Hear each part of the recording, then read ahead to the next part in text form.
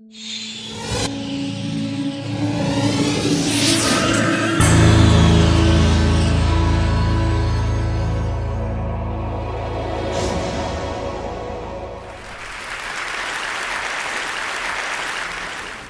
like this from the Auschwitz concentration camp have been seared into our consciousness during the 20th century and have given us a new understanding of who we are, where we've come from, and the times we live in. During the 20th century, we witnessed the atrocities of Stalin, Hitler, Mao, Pol Pot, Rwanda, and other genocides. And even though the 21st century is only 7 years old, we have already witnessed an ongoing genocide in Darfur and the daily horrors of Iraq. This has led to a common understanding of our situation, namely that modernity has brought us terrible violence, and perhaps that native peoples lived in a state of harmony that we have departed from to our peril. Here's an example from an op-ed on Thanksgiving in the Boston Globe a couple of years ago, where the writer wrote, "The Indian life was a difficult one, but there was no employment problems, community harmony was strong, substance abuse unknown, crime nearly non-existent. What warfare there was between tribes was largely ritualistic and seldom resulted in indiscriminate or wholesale slaughter." Now, you're all familiar with this treacle. We teach it to our children. We hear it on television and in storybooks. Now, the original title of this session was "Everything You Know is Wrong," and I'm going to present evidence that this particular part of our common understanding is wrong. That in fact, our ancestors were far more violent than we are, that violence has been in decline for long stretches of time, and that today we are probably living in the most peaceful time in our species' existence. Now, in the decade of Darfur and Iraq, a statement like that might seem somewhere between hallucinatory and obscene, but I'm going to try to convince you that that is the correct picture. The decline of violence is a fractal phenomenon. You can see it over millennia, over centuries, over decades, and over years, although there seems to have been a tipping point at the onset of the Age of Reason in the 16th century. One sees it all over the world, although not homogeneously. It's especially evident in the West, beginning with England and Holland around the time of the Enlightenment. Let me take you on a journey from several powers of 10 from the millennium scale to the year scale to try to persuade you of this. Until 10,000 years ago, all humans lived as hunter-gatherers without permanent settlements or government. And this is the state that's commonly thought to be one of primordial harmony. But the archaeologist Lawrence Keeley, looking at casualty rates among contemporary hunter-gatherers, namely, which is our best source of evidence about this way of life, has shown a rather different conclusion. Here's a graph that he put together showing the percentage of male deaths due to warfare in a number of foraging or hunting and gathering societies. The red bars correspond to the likelihood that a man will die at the hands of another man, as opposed to passing away of natural causes, in a variety of foraging societies in the New Guinea highlands and the Amazon rainforest. And they range from a rate of almost a 60% chance that a man will die at the hands of another man to, in the case of the Gabuski, only a 15% chance. The tiny little blue bar in the lower left-hand corner plots the corresponding statistic from the United States and Europe in the 20th century, and it includes all the deaths of both world wars. If the death rate in tribal warfare had prevailed during the 20th century, there would have been 2 billion deaths rather than 100 million. Also on the millennium scale, we can look at the way of life of early civilizations, such as the ones described in the Bible. And in this supposed source of our moral values, one can read descriptions of what was expected in warfare, such as the following from Numbers 31. "And they warred against the Midianites as the Lord commanded Moses, and they slew all the males. And Moses said unto them, Have you saved all the women alive? Now therefore kill every male among the little ones, and kill every woman that hath known man by lying with him, but all the women children that have not known a man by lying with him, keep alive for yourselves." In other words, kill the men, kill the children. If you see any virgins, then you can keep them alive so that you can rape them. And you can find 4 or 5 passages in the Bible of this ilk. Also in the Bible, one sees that the death penalty was the accepted punishment for crimes such as homosexuality, adultery, blasphemy, idolatry, talking back to your parents, and picking up sticks on the Sabbath. Well, let's click the zoom lens down one order of magnitude and look at the century scale. Now, although we don't have statistics for warfare throughout the Middle Ages to modern times, we know just from conventional history that the evidence was under our nose all along that there has been a reduction in socially sanctioned forms of violence. For example, any social history will reveal that mutilation and torture were routine forms of criminal punishment. The kind of infraction today that would give you a fine in those days would result in your tongue being cut out, your ears being cut off, you being blinded, a hand being chopped off, and so on. There were numerous ingenious forms of sadistic capital punishment: burning at the stake, disemboweling, breaking on the wheel, being pulled apart by horses, and so on. The death penalty was sanctioned for a long list of nonviolent crimes: criticizing the king, stealing a loaf of bread. Slavery, of course, was the preferred labor-saving device, and cruelty was a popular form of entertainment. Perhaps the most vivid example was the practice of cat burning, in which a cat was hoisted on a stage, lowered in a sling into a fire, and the spectators shrieked in laughter as the cat, howling in pain, was burned to death.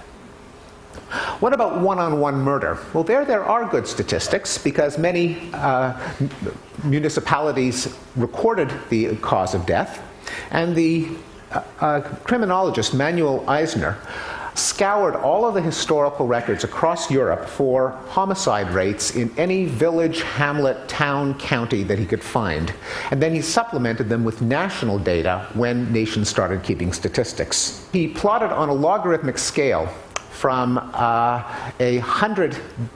going from 100 deaths per 100,000 people per year, which was approximately the rate of homicide in the Middle Ages, and the figure plummets down to less than 1 homicide per 100,000 people per year in 7 or 8 European countries. Then there was a slight uptick in the 1960s. The people who said that rock and roll would lead to the decline of moral values actually had a grain of truth to that.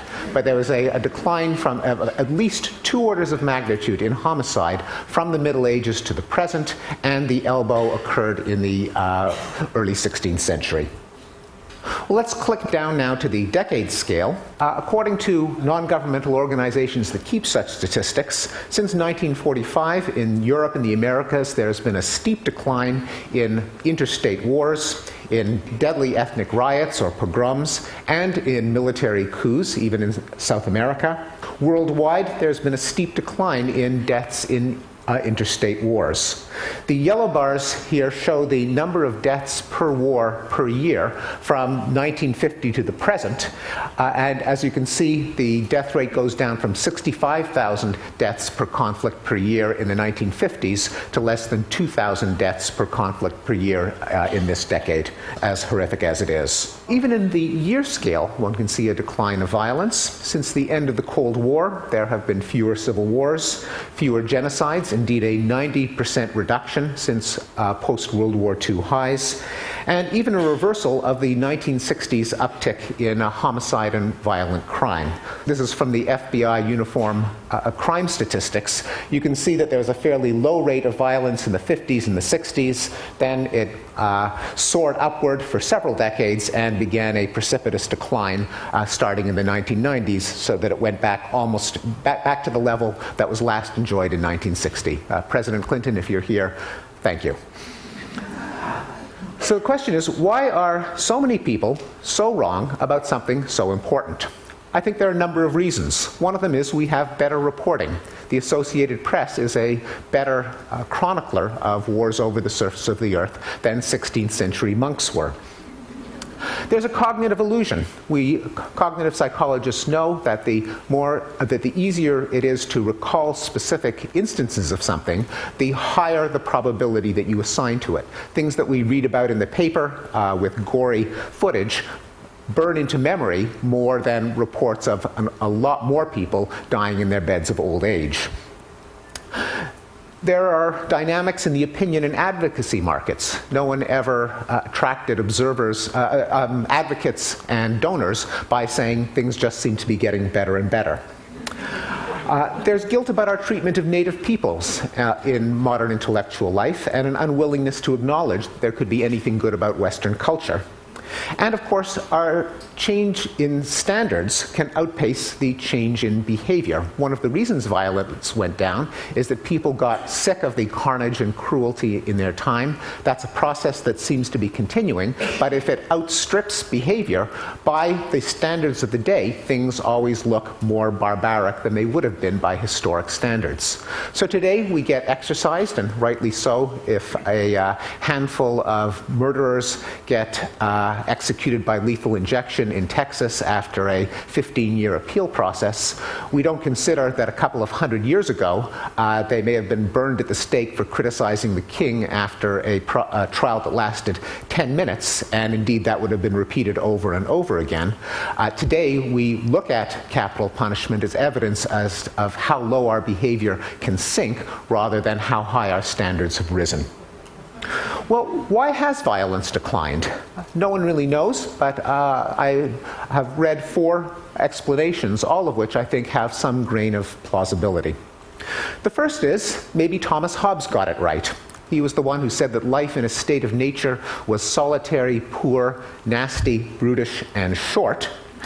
Not because, he argued, humans have some primordial thirst for blood or aggressive instinct or territorial imperative, but because of the logic of anarchy.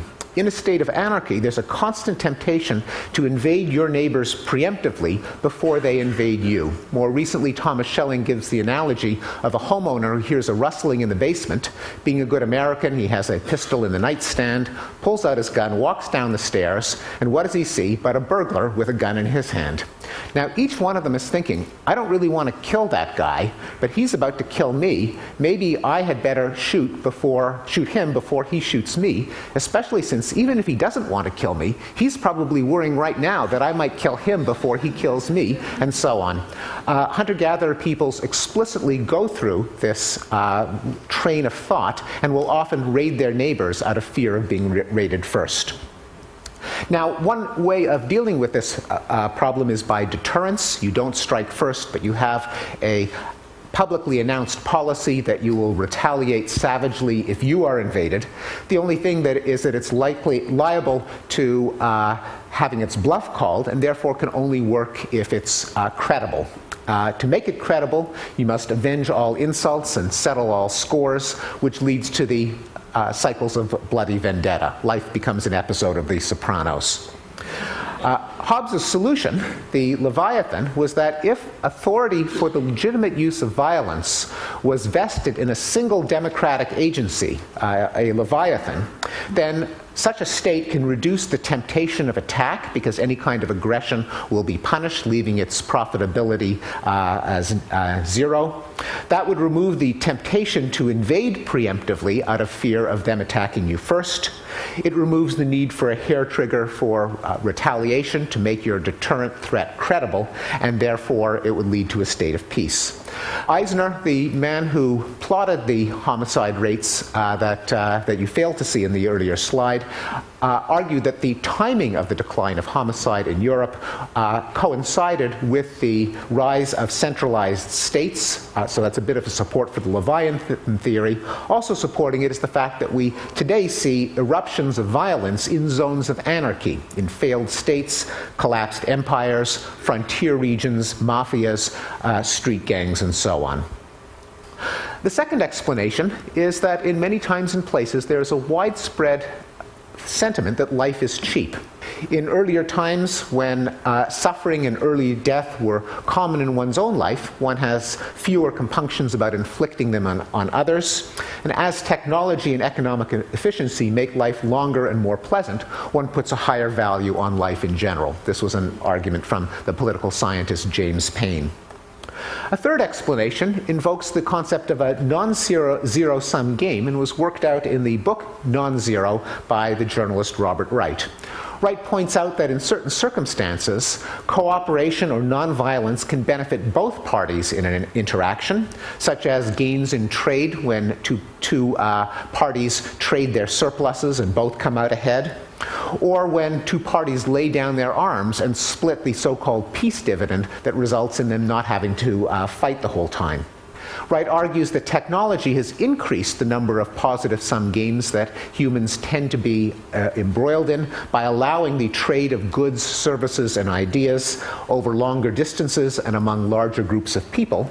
The result is that other people become more valuable alive than dead, and violence declines for selfish reasons. As Wright put it, among the many reasons that I think that we should not bomb the Japanese is that they built my minivan.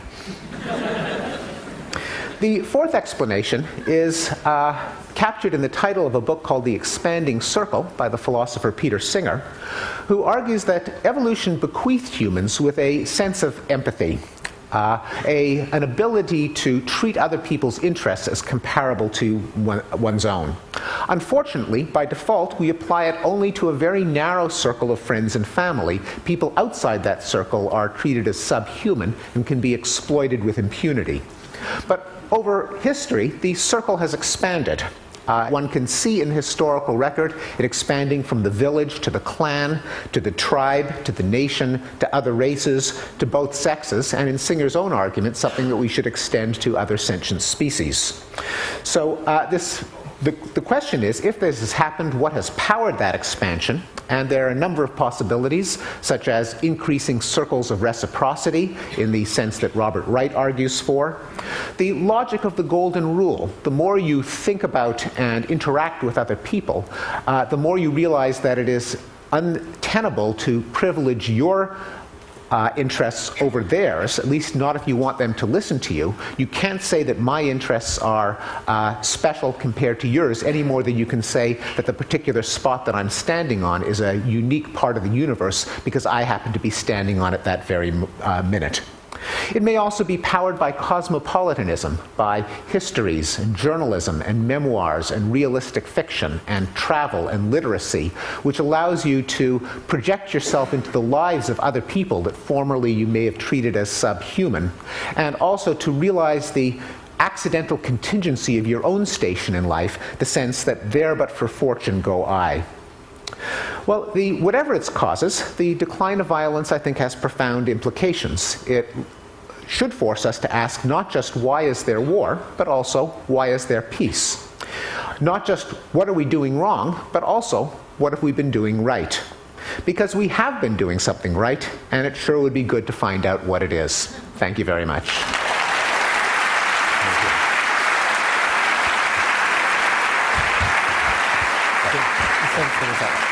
So I was just going to, I love that talk. I think a lot of people here in the room would say that that expansion of that you were talking about, that Peter Singer talks about, is also driven by just by technology, by greater visibility of the other, and the sense that the world is therefore getting smaller. I mean, is that also a grain of truth?